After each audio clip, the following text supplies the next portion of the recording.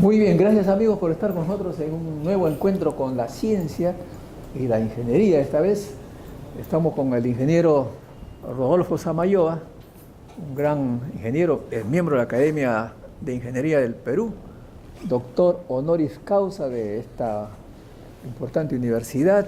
En fin, hay muchos otros reconocimientos que el ingeniero Rodolfo Samayoa ha recibido. Hace 2 semanas lo escuché en el Colegio de Ingenieros del Perú, que dio una charla muy interesante sobre las energías renovables. Ustedes saben que ayer Bill Gates, ¿quién ha leído el mensaje de Bill Gates? A ver, levante la mano. Ninguno. Poca gente. Bill Gates dijo que cuando él tenía 20 años, estaba en la universidad, una universidad muy importante de Estados Unidos, en el 2.º año, y abandonó la universidad porque vio que el tren de la informática pasaba por la puerta y él dijo, si yo me quedo los 4 años que me faltan en esta universidad, voy a perder el tren de la historia tecnológica. Señala él el día de ayer que por esa razón dejó la universidad. Luego añade, si hoy día tuviera 20 años, pues no habría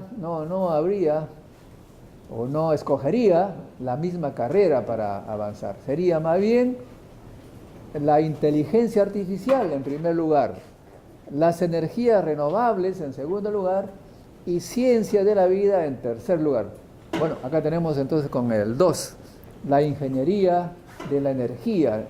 Es una charla que ustedes se van a tener, y yo también vamos a tener el placer de escuchar, y de repente eso les da la idea para escoger alguna de las especialidades de energías renovables que ofrece, por supuesto, la universidad y la Facultad de Ciencias en especial, porque tiene un grupo de química, de celda de combustible, etc. En fin, muy importante para nosotros, por eso tenemos el grato honor de recibirlo con un fuerte aplauso.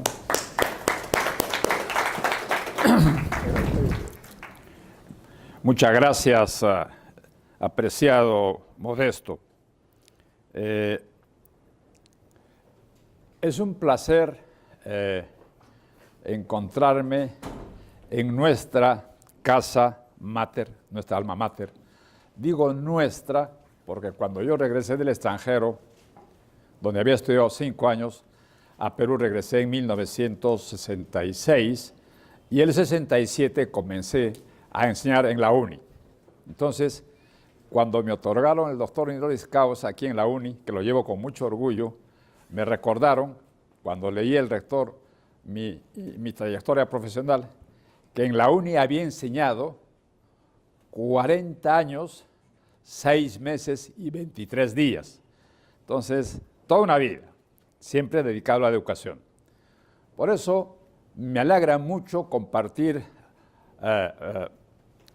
el trabajo de Moisés. No es una actitud, es un trabajo.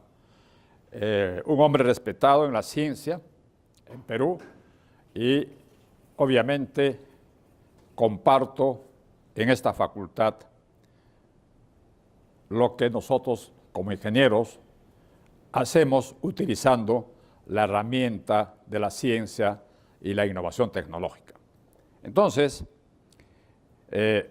quiero iniciar haciéndoles saber que yo me siento aquí como un profesor del que fui siempre en la Universidad Nacional de Ingeniería, y ustedes son mis alumnos. Entonces, estamos un profesor y sus alumnos. Entonces, una clase. Además, aquí hay un alumno, exalumno de la universidad, alumno mío, Amancio, que ha venido a acompañarnos. No les va a decir cuántos años ha egresado, pero está joven como cuando era mi alumno. Yo quiero preguntarles, y vamos a comenzar así. ¿Quién sabe qué significa nativo digital? Les voy a ahorrar la respuesta. Yo, cuando era estudiante de ingeniería, como ustedes, no conocí la computadora. Yo estudié ingeniería de 1960 a 1965 y estuve en un país bien desarrollado, la Unión Soviética, en Moscú. Entonces, yo no soy nativo digital. Ustedes sí. Esa es la definición que ustedes pueden darse de lo que significa ser nativo digital y usar la tecnología, ¿no es cierto?, de la información que es la computadora. Entonces, hoy día vamos a conversar dentro del programa que desarrolla Modesto sobre la ciencia, la tecnología y la sociedad, esta forma de utilización de la energía, que es la que está tomando lugar. Pero como ustedes son científicos, ¿no es cierto?, entonces vamos a ver qué cosa es lo que hicieron los científicos. Pero antes, permítanme presentarme.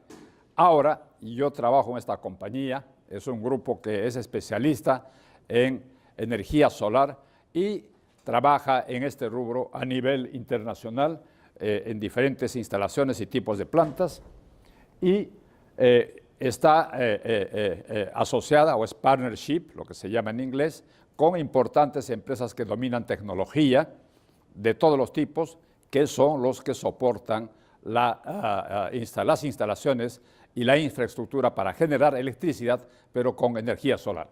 Entonces, vamos a ver, dice, la ciencia y tecnología de la visión energética, de la matriz energética con visión de científico. ¿Cómo fue la matriz energética en el mundo?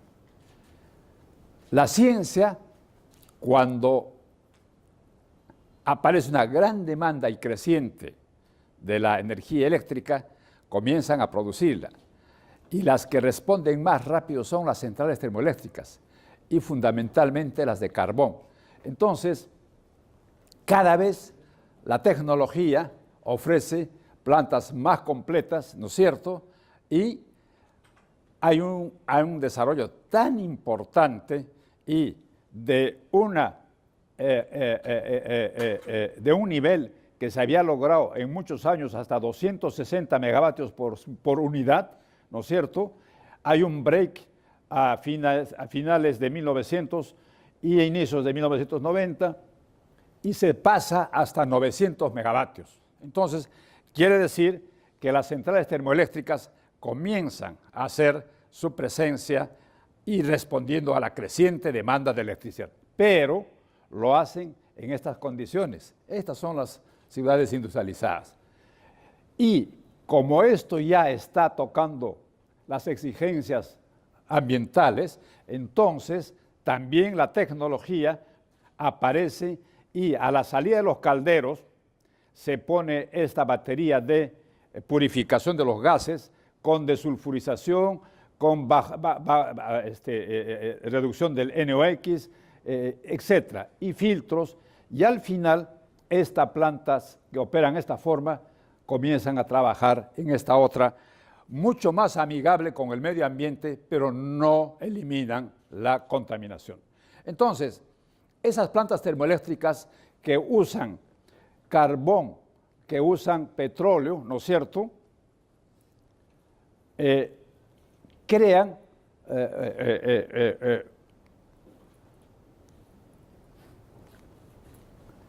una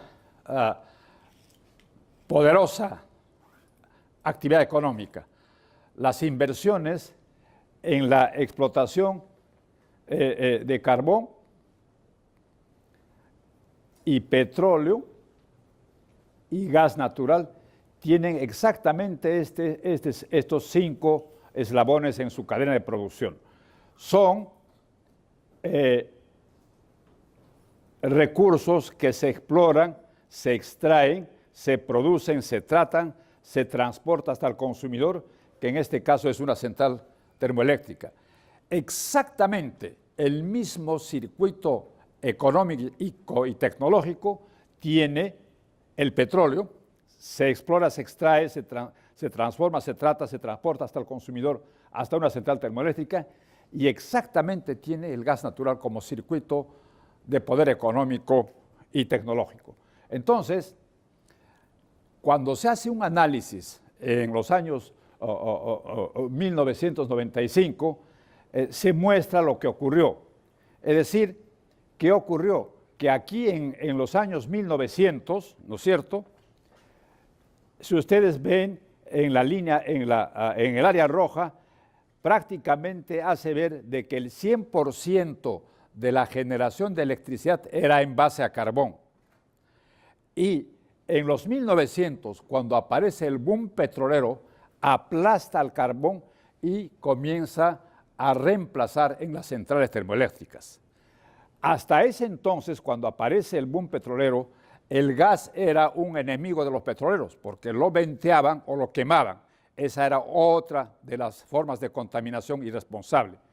Pero cuando el gas natural toma un precio, ¿no es cierto?, entonces cuesta y comienza a participar en la matriz energética y empuja al petróleo y entre los dos empujan al carbón. Entonces la matriz energética en este momento es de petróleo, carbón y gas. Y las hidroeléctricas se desarrollan como una forma limpia de producir electricidad, pero no llegan a desarrollarse como lo ha hecho la generación termoeléctrica en base a estos tres tipos de fósiles. Y lo más importante, este análisis ya muestra que al 2100, ¿no es cierto?, los combustibles fósiles iban a desaparecer. Y se desaparecían, entonces la pregunta en ese momento es, ¿con qué vamos a dar electricidad? Entonces crece la energía nuclear. Eso es lo que se predice en este análisis. Y las energías renovables casi siguen siendo las hidroeléctricas, pero que no se desarrollan con la velocidad y el tamaño que han hecho las termoeléctricas, y todo lo que es verde es simplemente leña. Entonces, ante ese escenario, no es que no se sabía que el sol da calor y da irradiación, sino que se descubre esa energía cinética que tiene, o sea, lo que tenía adentro. Entonces aparece o se evidencia lo que el sol tiene. Y una forma de explicar esa enorme reserva de energía solar es, ustedes están viendo este cubo, es el total de irradiación solar en un año. Y los otros cubos, en negro es la reserva total de carbón, en el cubo verde es la reserva total de petróleo, en el cubo beige es la reserva total de gases naturales y en rojo la reserva total de uranio. Y el cubito chico, que es el azul, es el consumo anual de energía del planeta. Entonces, se imaginan la relación que hay entre el recurso solar y el consumo de electricidad o de energía por la Tierra. Si pondríamos una planta más o menos de unos 560 kilómetros de largo y de ancho, un cuadrado, del tamaño de la figura 1, es suficiente para dar energía a todo el planeta. Entonces, como aparece la energía solar con esta fuerza, los siguientes análisis, y este es un análisis hecho ya en el 2010, 2011, ya comienzan a mostrar las energías renovables como algo que sí se está presentando. Pero fue en el 2010 donde los mismos petroleros aceptan que se está presentando ya el uso de las energías renovables casi en 20%, 19.9%, es lo que hace en su análisis la Shell, y los otros también van por ahí. Pero lo cierto es que se acepta, ¿no es cierto?, que la energía renovable está entrando con fuerza. Y pasemos qué es lo que pasó en Perú y en los países vecinos. El precio de la energía solar en el 2010, cuando se hace la primera subasta en Perú, se paga $221. ¿Y por qué se hace la subasta? Porque hay una ley, la 1002, que se dio en el 2008 para promover el uso de las energías renovables. ¿Y por qué demoró tanto en hacerse la subasta hasta el 2011? Porque en el 2008, cuando conversamos del precio de energía, hablamos entre 600 y 800 dólares el megavatio hora. Entonces, lo importante es que ustedes vean cómo del 2010, ¿no es cierto?, vengan al 2016, en Perú, en la última subasta en febrero del 2016 se pagó 48 dólares. A la semana en México pagaron 44 y al final de año en Chile se pagó 29 dólares. Entonces es obvio que estamos frente a una energía que viene como una solución. ¿Para qué? Una solución para solucionar los altos costos de la energía que hay en diferentes continentes, en diferentes países. Entonces aquí ustedes pueden ver el costo de la energía en Europa, que está por encima de los 150 dólares, en Japón por encima de los 250 dólares. Entonces, obviamente, frente a esos precios de la energía con 250 dólares y hemos pagado 48 dólares por la energía solar en el Perú, estamos pues frente a una extraordinaria oportunidad. Y por eso es que se dan las grandes inversiones o las mega inversiones, si ustedes desean, y en energía solar comienzan a invertir en la barra celeste clara y en la barra celeste oscura. Vamos a ver dos tipos de inversionistas. En la barra celeste clara, que es la más alta, son los inversionistas de los países desarrollados. ¿Por qué? Porque ellos tienen tecnología y tienen recursos económicos. Y la barra azul es la de los países en vía de desarrollo. Como ven ustedes, las inversiones son abismalmente diferentes. O sea, quiere decir que invierten más los que tienen dinero y los que tienen tecnología. Pero vengan ustedes y demos un salto al 2014. Las inversiones siguen creciendo en energía solar, pero fíjense, ahora lo estamos haciendo mitad y mitad. La mitad invierte en los países desarrollados y la mitad los países emergentes. Y en esta inversión, uno de los que lidera es la China y la India, y por eso es que ustedes pueden ver cómo la China y la India ahora invierten más que los Estados Unidos en energía solar, y al 2040 van a tener muchísimo más energía eléctrica producida con energía solar. Esto es uno de los últimos análisis que muestran que aquello que les he mostrado ya está quedando corto, porque este es un análisis en el 2016 y muestra cómo la energía solar en el planeta va a ser el 29% y la energía eólica el 15%. Entonces, resulta que estamos frente a una energía extraordinariamente barata y limpia. Y aparecen los visionarios sociales. Y eso es lo importante de lo que ustedes hacen aquí, ciencia, tecnología y sociedad. Entonces, hay un pensador y dice, oye, vamos a darle una nueva visión, ¿no es cierto?, al uso de la energía solar. Y dentro del compromiso de los Objetivos de Desarrollo Sostenible, que son las ODS, espero que ustedes hayan escuchado hablar, son 17 objetivos. Yo solamente voy a hacer mención del primero, que es salvar de la pobreza a la gente, y el número 7 es dar energía limpia. Entonces, con ese concepto, ese señor Narendra Modi, que es primer ministro de la India, lidera y participa su pensamiento con otros líderes, pone la energía solar en manos de la humanidad, pone en manos del hombre, comienzan a construir casas solares para todo tipo, o villas, etc. Y sobre todo, siempre buscan ser ecológicos y se construyen, como están viendo ustedes, casas dentro de bosques, junto con bosques, y para que los niños esperen su bus de colegio y lo hagan con comodidad, están debajo de un panel solar. Entonces, resulta que los arquitectos en las urbanizaciones pueden diseñar casas de todo tipo, porque hay diferentes clases económicas que pueden pagar diferentes tipos de casas. Y así se llega a la ciudad inteligente. Esta es una ciudad inteligente, totalmente solar, y si ustedes quieren ver, esta es la ciudad otra, que todo lo que tiene en el centro es un parque solar, y los árboles, aunque no lo crean, son solares, porque hay un tipo de paneles que son los amorfos, que permiten hacer en forma de hojas y del color que quieran. Entonces, la energía solar también se usa en el transporte fluvial y marítimo, se usa en transporte terrestre, se usa en los automóviles, en los aeropuertos para el transporte aéreo, aviones que han dado la vuelta al mundo. Y así encontramos una extraordinaria oportunidad que nos permite definir la energía solar y la tecnología de generación distribuida. ¿En qué consiste esta tecnología de la generación distribuida? Hemos visto cómo el sol se puede poner donde uno desea. Con el pequeño recorrido que hemos hecho, hemos mostrado, ¿no es cierto?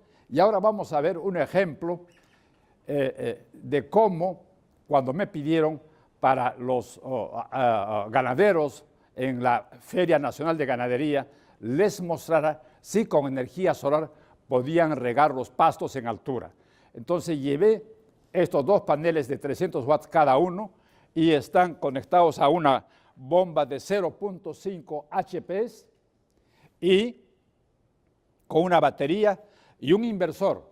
Los paneles producen electricidad en corriente continua, el inversor lo lleva a corriente alterna y hace funcionar la bomba de 0.5 HPs y la bomba es de 80 litros por segundo. Entonces, esta es otra de las formas, ¿no es cierto?, de utilizar la energía solar y, como han visto, yo la he puesto donde he querido. ¿Dónde? Donde me dijeron que lo pusiera. Ellos me invitaron para ponerlo en el patio de esta feria y lo puse ahí. Entonces quiere decir que lo puedo colocar donde yo deseo. Cuando ustedes a fin de mes hablan con mamá o papá, dicen, oye, llegó la factura de electricidad. Entonces siempre a veces, este mes ha sido caro, apaguen las luces de la sala o no prendan mucho tal o cual equipo. Entonces, ¿qué ocurre? Que ustedes están conectados al grid, o sea, a la red del distribuidor, que es el que les suministra la casa, y con el medidor, ¿no es cierto?, facturamos mensualmente. Entonces, tenemos electricidad que le consumimos al distribuidor y con su medidor que nos pone en la casa, le pagamos mensualmente. Vamos a hacer un ejercicio. Pongamos uno de los paneles de 300 watts. Les he mostrado dos. Uno de ellos pongámoslos en el techo de esta casa. Y vamos a producir electricidad. Y supongamos que en vuestra casa, que es la vuestra, consumen 300 watts. Entonces quiere decir que si ponen el panel de 300 watts en el techo de vuestra casa, en el día van a usar la energía que producen ustedes y no le van a consumir al distribuidor. Entonces, quiere decir que ustedes tienen energía en el día más barata y que es vuestra. Entonces, esta es una forma de hacer una generación distribuida y sustituir una energía cara en el día por una más barata y solo en la noche, ¿no es cierto?, consumir al distribuidor. Hagamos un segundo ejercicio. Llevemos los dos paneles al techo de la casa. Entonces, en lugar de producir 600 watts, estamos produciendo, en lugar de producir 300 watts, ahora vamos a producir 600. Entonces, como en tu casa consumes 300 watts, ¿no es cierto?, quiere decir que ahora en tu techo tienes 300 watts extra. Entonces, ¿dónde va? Esos 300 watts van a la red. La ley precisamente de la que toma la definición de generación distribuida dice que un autogenerador, su excedente, lo inyecta a la red. Entonces, si esos 300 watts tú lo inyectas a la red ¿de quién estás inyectando? A la red del distribuidor. Entonces, en lugar de poner un medidor simple, ponemos un medidor inteligente y de doble vía que mide cuando tú consumes y cuando tú le inyectas. Entonces, si tú le estás inyectando energía, tiene que pagarte, porque cuando tú le compras también le estás pagando. Entonces, esa es la alternativa extraordinaria de la generación distribuida para hacer una operación comercial. La generación distribuida, que les he explicado, se muestra con este extraordinario ejemplo que es la casa solar de la UNI. Lo hizo el grupo AINI, muchos de los chicos de esta facultad han participado en esto, para participar en el concurso mundial de casas solares de Cali en el 2015. Y esta casa produce 1.7 kilowatts. Vamos a aplicarle el concepto de la eficiencia energética y esto nos va a ayudar a clarificar lo que es la definición de generación distribuida. ¿Por qué aplicamos el concepto de eficiencia energética? Porque en este concurso, como todas estas casas son inteligentes, uno de los parámetros de evaluación es cuánto de lo que produces consumes. Entonces, la eficiencia energética es consumir menos, ¿correcto? Entonces, cuanto menos consumes, te sobra más energía.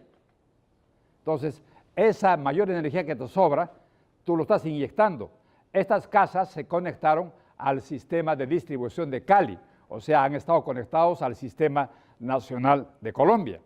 Igual que hiciéramos aquí, yo puedo conectar una planta en el techo de esta facultad a la red de la universidad y automáticamente me estoy conectando a la red del sistema. Por tanto, si yo uso aquí mi generación solar, yo pago menos a fin de mes al distribuidor. Entonces, esta es una extraordinaria forma y clara de mostrar la definición de generación distribuida. Tanto se ha extendido el uso de la energía solar y dentro del concepto de la generación distribuida, una de las formas que hemos explicado son las casas. Entonces, las casas no solamente se diseñan bien, sino ya están estandarizadas. La IEEE está normalizando los diferentes tipos de casas. Entonces, este crecimiento extraordinario de la generación distribuida es gracias a la tecnología, ¿no es cierto?, de la conectividad, que permite con sensores hacer mediciones. Entonces, ustedes pueden gestionar el transporte, pueden gestionar la distribución de agua en una ciudad, pueden gestionar la banca a nivel local, mundial si quieren, pueden gestionar la seguridad en las calles, en las ciudades, pueden gestionar la facturación de la electricidad, todo se gestiona. Entonces, lo que tienen que tener son sensores y la tecnología de la producción de los sensores cada vez es mayor, es más grande, con más capacidad y cada vez más inteligente. Entonces, si nosotros queremos, por ejemplo, hacer una gestión de la banca pues tiene miles de sucursales a nivel mundial. Entonces, en un centro de control se puede tener toda la información de los movimientos que hace cada uno de nosotros. ¿Y dónde va y cómo se capta toda esa información? Toda esta información va a las nubes. Y de las nubes se toma en el centro de control o en vuestro celular, porque ahora los celulares son inteligentes. Y desde allí comienzan a hacer vuestras operaciones de gestión de la banca, de gestión del agua, de gestión de la seguridad, en fin. Entonces, uno de los ejemplos de la tecnología de la conectividad es la total, y esto yo lo pongo como ejemplo en los vehículos. Estos vehículos, para que tengan idea, tienen un sensor en el parachoque delantero o en cualquier parte lo ponen porque son pequeños, y lo que hace es respetar la regla de tránsito. Si entre un carro y otro hay 3 metros de distancia, entonces ese sensor nunca va a permitir que el carro se acerque al otro menos de 3 metros. Siempre va a estar más, o sea, quiere decir que nunca va a chocar. Y hay sensores exactamente hacen lo mismo en la parte posterior, lo alejan de un carro que se está acercando, o en los costados, o en los laterales, ¿no es cierto? O para visualizar una esquina, para la curva, etc. Es por eso que ahora estos carros no necesitan chofer. Entonces, la tecnología de la conectividad requiere prospectividad para que vayan junto con otras tecnologías. ¿Y la prospectividad qué es? Es planificar, pero con precisión. No necesitamos que haya ocurrido este desastre en el norte para saber que en el Perú hay por lo menos 3 millones de pobreza extrema. Entonces, eso necesitan, no sé, si 1000 casas, se sabe, son 1000 casas. Si son 1000 casas, entonces sabemos. No es que vamos a planificar cuánto podría ser, suponemos que podría ser 3000 casas, suponemos que podrían ser 2500, no. Hay que ser preciso y se sabe con precisión porque ahora se sabe cuál es el nivel de pobreza de cada uno de los de la extrema pobreza, porque hay indicadores y todo está contabilizado, todo está detectado, todo está almacenado en las nubes. Entonces, con la teoría de la prospectividad, precisamos lo que nosotros deseamos desarrollar en mañana, pasado o traspasado. Por eso, en esta tecnología se habla el nuevo enfoque de la gestión de los negocios, porque estamos hablando de la energía eléctrica que cuesta, es un producto que se transa, entonces estamos hablando de negocios. Y por eso es que, como estamos hablando de tecnología y de la sociedad, este señor lo que dice es exalumno de la UNI, amigo nuestro, ¿no es cierto? Ha sido tu profesor, seguro. Es la educación del futuro y el reto de las universidades. Ese reto son ustedes. Entonces, junto con la tecnología de la conectividad, viene la tecnología de la disrupción limpia. Este es un líder, Tony Seba, científico, profesor de la Universidad de Stanford. Entonces, él lo que dice es, ok, si vas a hacer las 3000 casas para los pobres, entonces está bien definido que son 3000 casas, ok, vamos a hacer las casas. Vienen los arquitectos y van a ir con su mezcladora, con todo lo que tienen que usar. No, hazlo diferente. Ahora, la tecnología de la construcción de las casas tiene extraordinarias herramientas y tecnología para producir casas mucho más resistentes, mucho más confiables, mucho más bonitas y en menor tiempo. Entonces, esa es la disrupción. Entonces, ¿qué significa la disrupción? Hace desaparecer esos hábitos, ¿no es cierto?, que podrían haber sido tecnologías, inclusive, desaparecen. ¿Por qué? Porque se impone una nueva, que es mejor, mucho más barata y más limpia. Por eso, este gran analista, que ustedes seguramente lo deben conocer, Oppenheimer, él siempre habla de estas tecnologías, habla de la prospectividad, habla de la disrupción, y cuando hace entrevistas sobre la evolución y la innovación de la tecnología, que Tony Seba, a quien hemos visto hace un minuto, él habla de la exponencialidad de la evolución tecnológica. Es imparable, es imparable. Entonces, Oppenheimer, cuando hace sus análisis y sus entrevistas por radio y por televisión y escribe, siempre termina con una frase. Dice, o te innovas hoy o mueres mañana. Y su libro se basa en ese concepto. Dice, crear o morir. Y yo lo sigo mucho a él y en sus conferencias o en sus entrevistas o en sus conversaciones, cuando habla con científicos, hace estas preguntas, sobre todo, cómo es que la innovación tecnológica a través de los robots afecta el factor de empleabilidad, o sea, la creación de empleos. Los disminuye porque los robots están reemplazando y al 2030, 2040 se supone que va a haber un 47% de los ocupados. Entonces, la pregunta a los científicos fue, ¿cómo hacer para que no se queden 47% de la población del planeta sin trabajo? Entonces, los científicos hacen su explicación y Oppenheimer, cuando hace sus conclusiones, hace 3 conclusiones. Primero, educación. Segundo, educación. Tercero, educación. Entonces, así se podrá responder a ese desafío que se viene en los años futuros. Por eso es que cuando hablamos de la política energética con generación distribuida, vamos a la base social, que es parte de lo que ustedes hacen con Modesto. Es decir, la base de esta pirámide lucha por la sostenibilidad como pilar de la política energética y lucha por la seguridad y el acceso, es decir, la libertad de acceso a la electricidad. Entonces, hay factores que están apoyando en este trabajo y siempre la tecnología. Solo en los últimos 5 años el precio del gas natural, cuando en Estados Unidos se ha creado el shale gas, que es vamos a llamar, es un gas fabricado, pero sigue siendo producido con recursos naturales, ¿no es cierto?, ha bajado en 50% su precio. Fíjense, la caída del precio del gas natural de $10 que costaba el millón de pies cúbicos en 2008, baja a 2.8 en el 2016, más barato que en el Perú, que se dice que el gas es subvencionado. En Perú cuesta 2.87. Entonces, estamos frente a recursos que la tecnología hoy ofrece.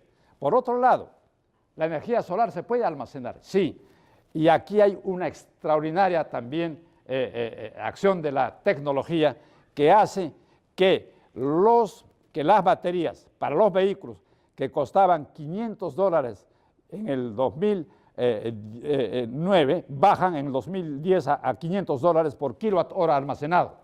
Y es probable que pronto lleguen a $250 por kilowatt hora almacenado. Entonces, estamos frente a una época de la masificación de los vehículos eléctricos.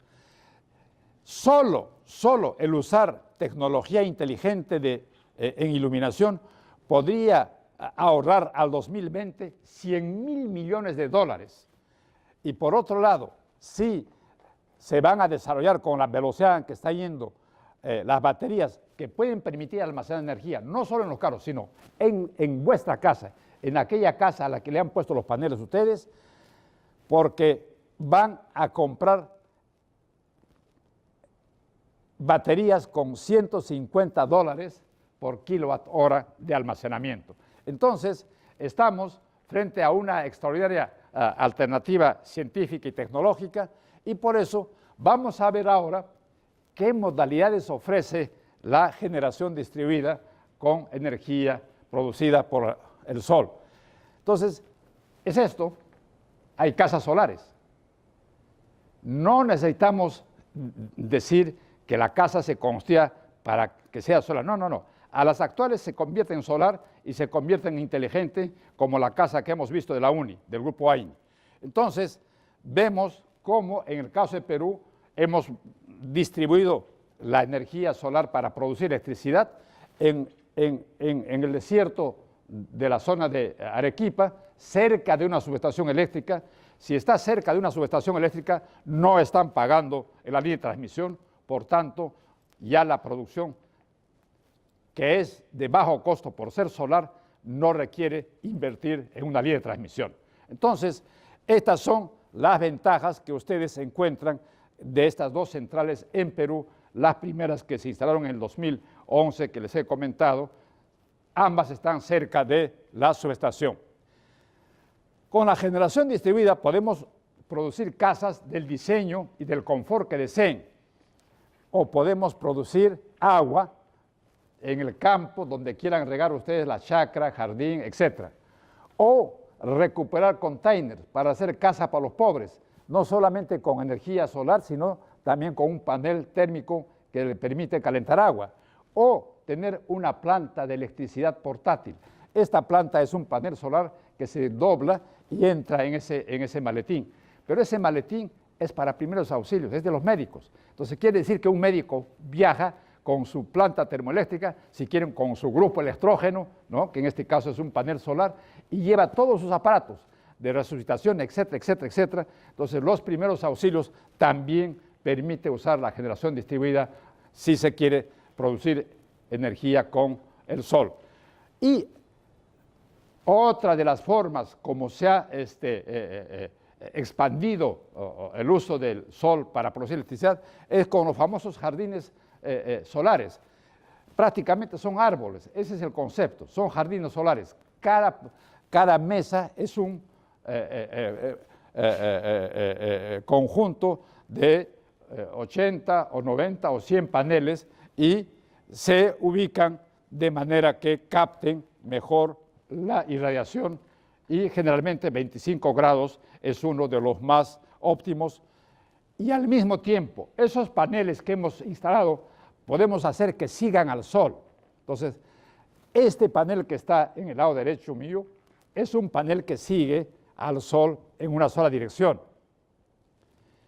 Obviamente, si lo siguen el panel en relación a los otros fijos, aumenta la eficiencia del panel. Es decir, con el mismo panel producen más electricidad.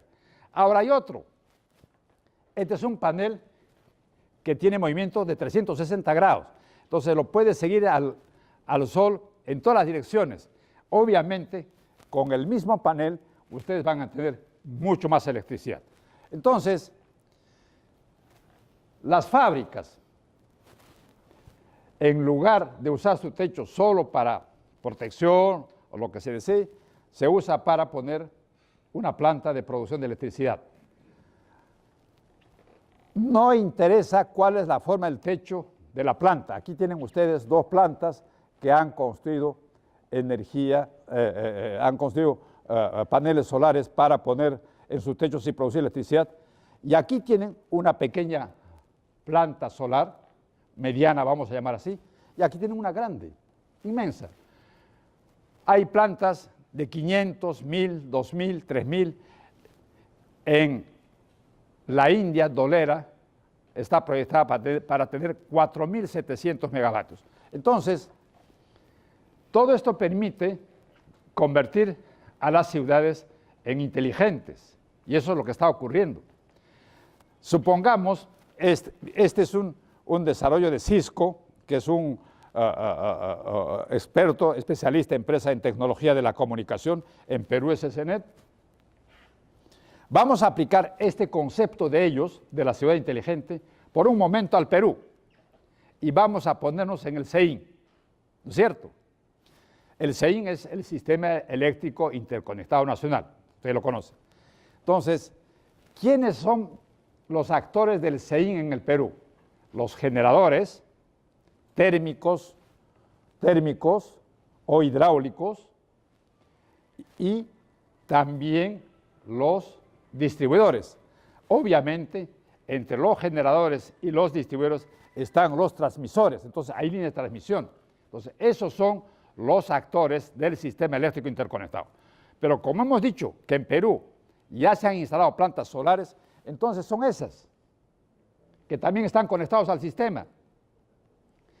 Pero también en Perú hemos instalado plantas eólicas. Esas están conectadas en el norte de Perú también al sistema interconectado nacional. Entonces quiere decir que el sistema interconectado nacional tiene plantas termoeléctricas, tiene plantas hidroeléctricas y tiene plantas renovables. Y todas ellas trabajan con despacho armónico que lo ejecuta el COES, el operador del sistema eléctrico nacional, ¿correcto? Entonces, vamos a desarrollar la generación distribuida en esta ciudad, supongamos que es Arequipa, que está conectada al sistema.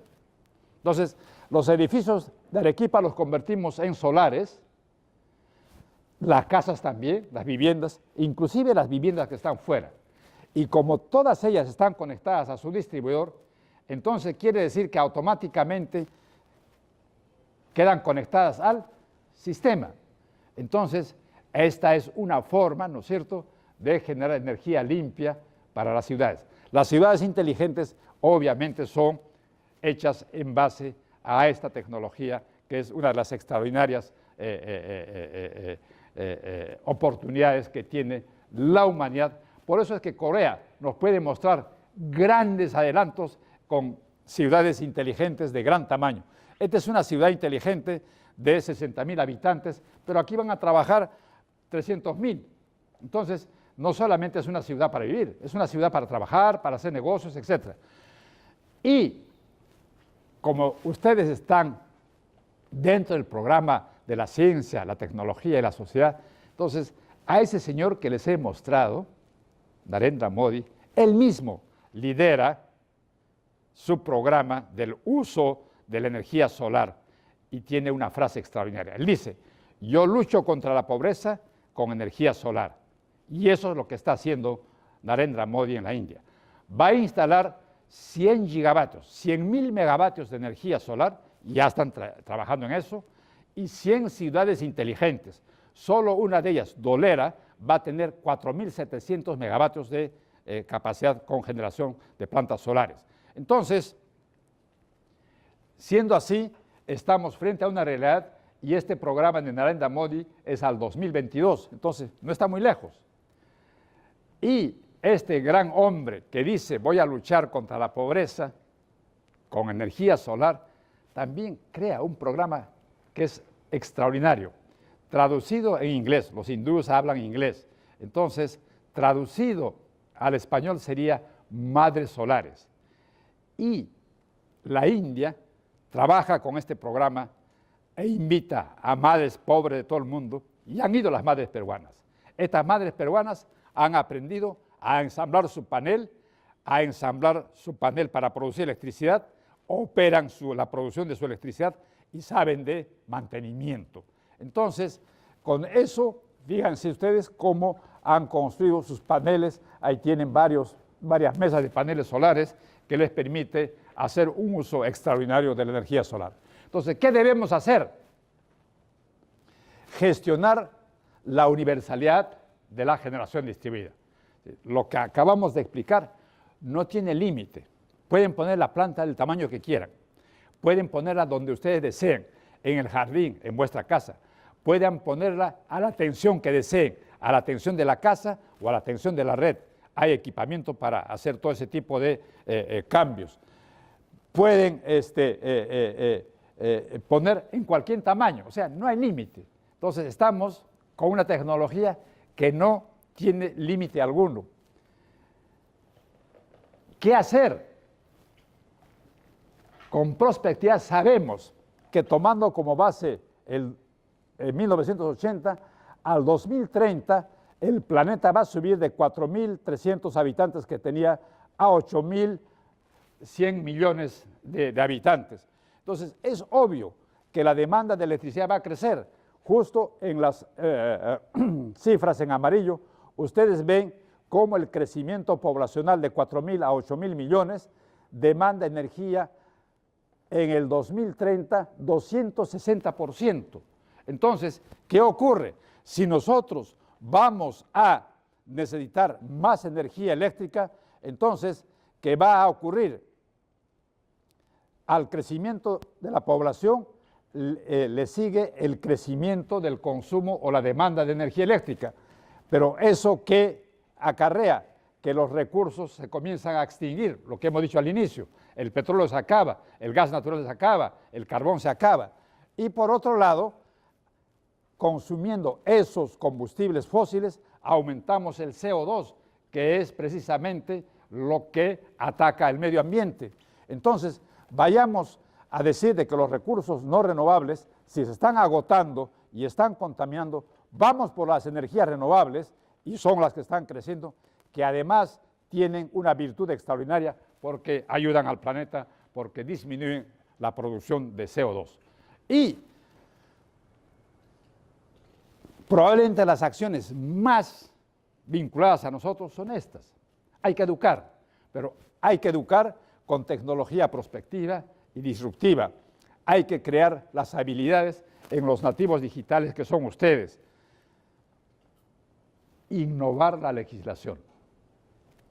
Como ejemplo, les he hablado de la Ley 1002, que se dio en el 2008, y solo la primera planta solar se licita en el 2011, porque en el 2008 los precios eran extremadamente altos. Pero en el 2016 los precios son más bajos que cualquiera de las energías convencionales que se producen. Entonces, frente a eso, es que en el 2015 sale esta ley 1221 que define lo que es la generación distribuida, es lo que les he explicado. Es decir, producir energía eléctrica con recursos energéticos renovables y lo que no puedo consumir lo inyecto a la red. Entonces, estamos frente a una extraordinaria oportunidad de utilizar las energías renovables. Y concluyendo y agradeciendo compartir con ustedes esta hora de clases, ¿no es cierto?, quiero decirle gracias con el pensamiento de Carl Gustav. Es extraordinario, es extraordinario. Quien mira hacia adentro, despierta. Ustedes están ahí. Gracias. Gracias, maestro. Bueno, como ya saben ustedes, por favor, aquellos que tienen preguntas, volando, corriendo, para que no se vaya el expositor. Pasen al estrado para que esté grabado para nuestro canal cienciaperú.tv. A ver. ¿No hay preguntas?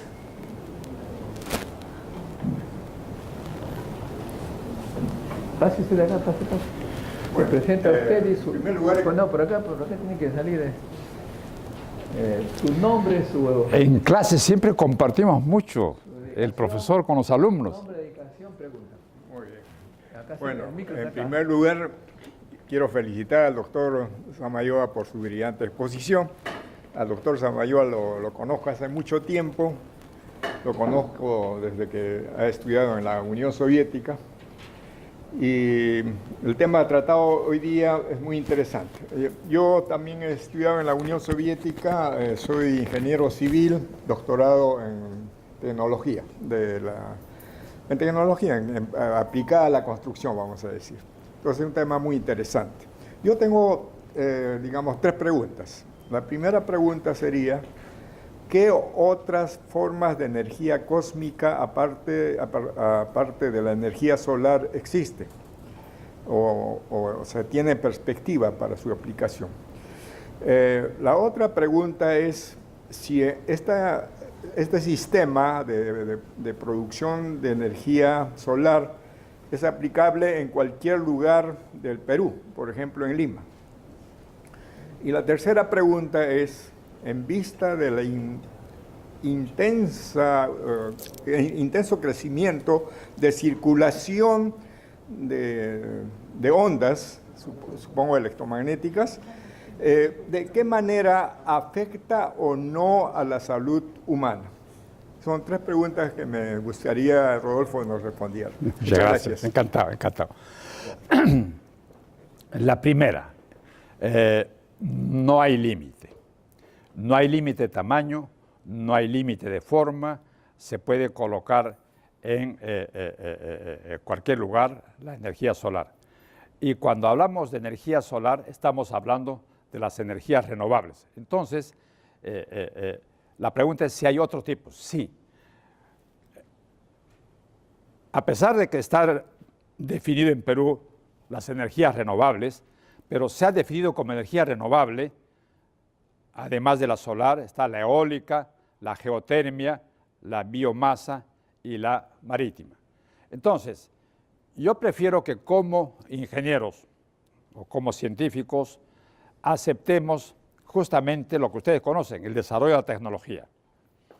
La tecnología de la producción de electricidad con paneles solares es una, la producción de energía eléctrica con energía del viento, las eólicas, es otra, la tecnología para producir electricidad con biomasa es otra, la tecnología para producir con geotermia es otra, y la tecnología para producir electricidad con la marimotriz, ¿no es cierto?, es otra. Entonces, quiere decir que no podemos definir como hasta ahora está en Perú, en la legislación, dice, energías renovables son esto.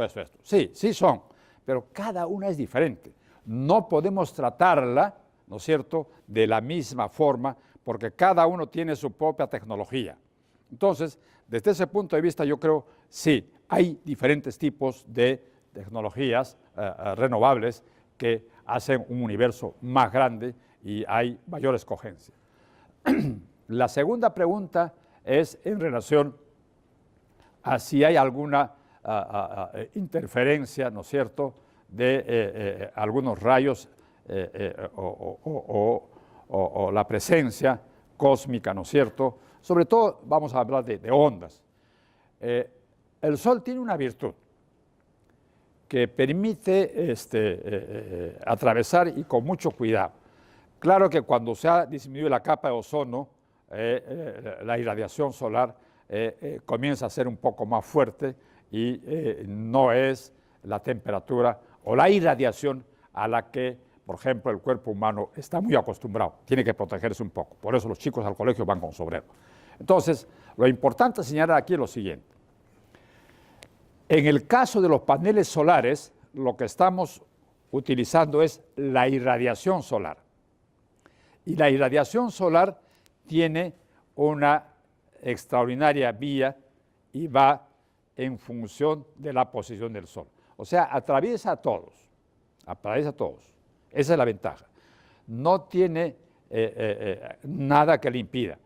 Cuando hay impedimentos, se presentan y lo que hace es disminuir la intensidad de la irradiación. Por ejemplo, cuando aparecen las nubes, entonces baja la intensidad porque hay sombra, pero no desaparece la irradiación. Y hay algunos otros elementos que también llegan, como los rayos ultra, etcétera, ultravioleta, en fin, pero son mínimos.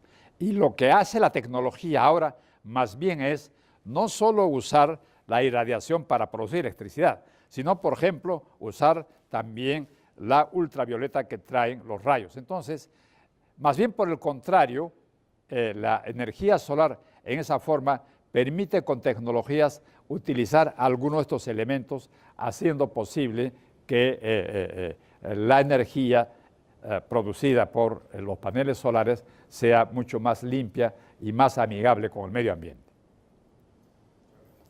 Muy bien. Muchas gracias.